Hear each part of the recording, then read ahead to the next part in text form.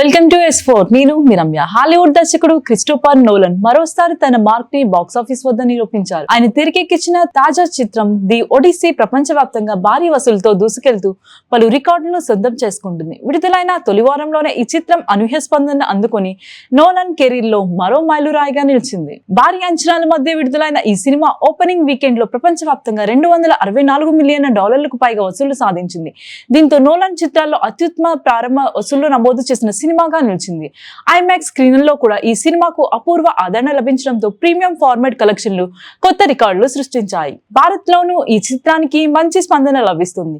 తొలి వారంలోనే 100 కోట్లకు పైగా వసూళ్లు నమోదు చేసి భారత మార్కెట్ లో అత్యధిక వసూళ్లు సాధించిన హాలీవుడ్ చిత్రాల జాబితాలో టాప్ 15 లో చోటు దక్కించుకుంది. నోలన్ సినిమాలకు ఉన్న క్రేజ్ మరోసారి స్పష్టమైందని సినీ విశ్లేషకులు అభిప్రాయపడుతున్నారు. హోమర్ రచించిన ప్రాచీన గ్రీకు కావ్యం ఆధారంగా రూపొందించిన ఈ చిత్రంలో మ్యాట్ డేమన్ ప్రధాన పాత్ర పోషించగా టామ్ హాలండ్, యాన్ హాథవే, జెండయా తదితరులు కీలక పాత్రలో నటించారు.